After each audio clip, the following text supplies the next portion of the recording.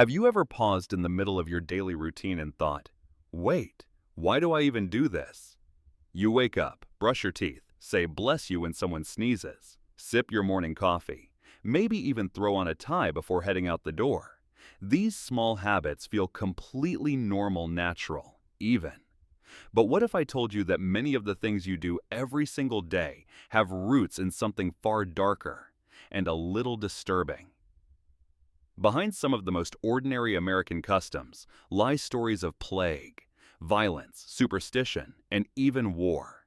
Habits that started as desperate survival tactics, religious rituals, or strange social rules somehow morphed over time into things we all accept as just the way it is. We've forgotten how creepy, sad, or downright bizarre their origins truly were. In today's video, we're going to peel back the curtain and look at the hidden, often spine-chilling history behind 7 everyday behaviors. Why do we shake hands? Why do we sleep the way we do? Why does lighting a scented candle feel so comforting when it originally had a very different, much darker purpose? Get ready to question your routine, because once you learn where these habits really came from, you might never look at your morning cup of coffee the same way again. Let's dive into 7 everyday habits with truly creepy origins. 1. The handshake, a ritual of violence prevention today. A handshake is a polite way to say hello, but back in the day, it was more of a silent agreement. I'm not going to stab you. Historians trace the handshake all the way back to ancient Greece, where it was used not as a greeting, but as a demonstration that you were unarmed. In medieval Europe, knights would shake each other's hands, often vigorously, to knock loose any hidden daggers tucked up sleeves. It was a move of both diplomacy and defense. Even the specific right hand wasn't chosen randomly. Most people were and still are right-handed, meaning that showing your weapon hand empty was a powerful gesture of peace. So the next time you reach out for a handshake, remember, you're reenacting a centuries-old truce, not just saying what's up. 2. Saying bless you, a superstition from the Black Plague. It seems sweet, doesn't it? Someone sneezes and you say, bless you. But that kindness is actually rooted in sheer panic during the 6th century, and again during the terrifying waves of the Black Plague in the 14th century. Sneezing was seen as an ominous sign that death might be close behind. The Pope at the time, Gregory I, suggested saying, God bless you, as a quick spiritual safeguard, hoping to protect the soul from being ripped from the body too soon. Some believed sneezing expelled evil spirits. Others thought it meant your heart momentarily stopped, and the blessing would protect your life from slipping away. Fast forward to today, and we still say it even though we now know sneezing is just your body's way of ejecting irritants from your nose. Science tells us one thing, but habit and superstition lingers on.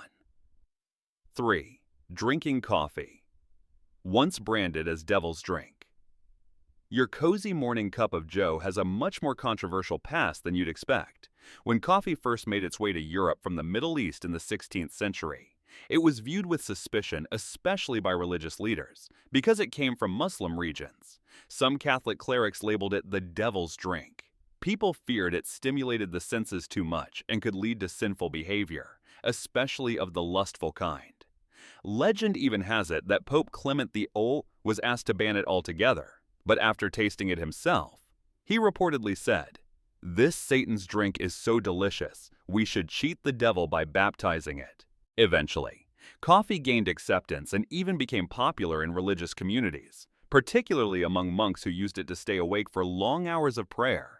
Today, Americans drink more coffee than almost any other nation on earth. But remember, there was a time when a simple espresso might have gotten you labeled a heretic. Wearing ties mourning and military symbolism. Ever wonder why you're strangling your neck with a strip of cloth every time you dress formally? The necktie traces its origins to the 30 Years' War in the 17th century, when Croatian mercenaries in French service wore cloth bands around their necks. These were practical to tie together parts of a uniform, but also symbolic. Some say they represented loyalty, status, or mourning fallen comrades. The French called them cravats, and King Louis XIV made them fashionable in court. From there, the trend spread like wildfire.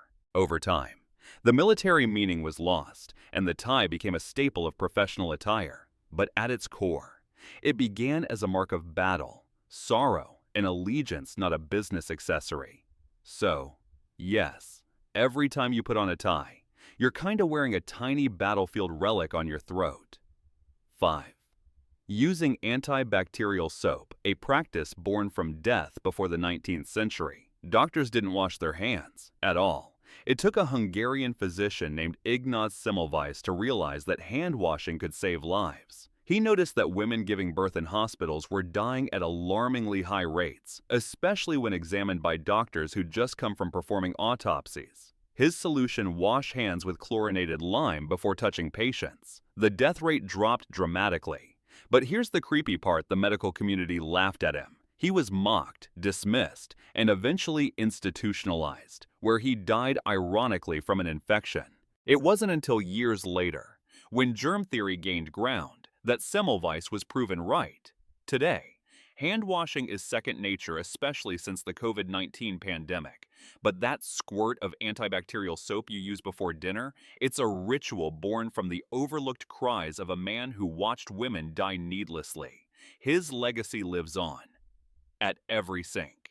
6. Lighting scented candles from death, rituals to relaxation. Scented candles are cozy, romantic, peaceful, but once upon a time, their purpose was far from relaxing. In the Middle Ages and early Renaissance, candles with strong herbs or perfumes were burned at funerals not to create ambiance, but to mask the overwhelming smell of decay. Embalming wasn't widely practiced, and many bodies were kept indoors during long wakes or religious rites, with poor ventilation. The stench was unbearable. Churches, too, burned incense and scented candles during Mass, partly as spiritual symbolism, but also to drown out the smell of hundreds of unwashed bodies crammed into stone halls. Over time, the association between scent and spiritual calm stuck around. Today, we light lavender candles to soothe stress, not to suppress the scent of death. Still, it's fascinating and slightly unnerving to realize that our love for fresh linen or vanilla breeze might just be an echo of funerals past. 7. Sleeping 8 hours straight, a modern industrial invention. Get a full 8 hours of sleep. Sounds healthy. Right. Well, it's not exactly natural. Before the Industrial Revolution, many people practiced biphasic sleep. They would go to bed after sunset, sleep for 3-4 hours, wake up around midnight for an hour or two, then fall back asleep until dawn.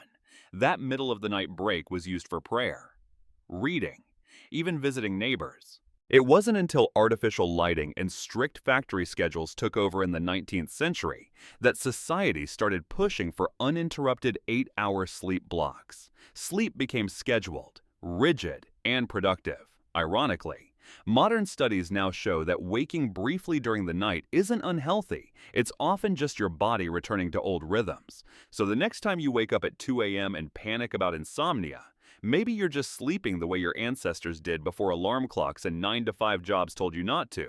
It's strange, isn't it? The things we do without thinking, the tiny habits we perform on autopilot, are often built on centuries of fear, superstition, war, and even death. A handshake was once a silent weapon check. A candle was a tool to fight the stench of mortality, and your peaceful 8-hour sleep, a factory-era invention disguised as wellness. But that's what makes human behavior so fascinating. We carry history in our gestures. Every bless you, every coffee sip, every tie knot. It all connects us to the people who came before us, who lived in times far scarier, stranger, and more chaotic than our own. Understanding these origins doesn't mean we need to stop doing them. In fact, it makes them richer, more meaningful, more human. So the next time you catch yourself doing something normal, take a second. Ask, where did this really come from? You might uncover a secret hidden in plain sight. And if today's video gave you a new way to look at your daily routine, share it with a friend. Because sometimes, the most ordinary habits have the most extraordinary pasts. Thanks for watching, and hey, maybe wash your hands for Semmelweis.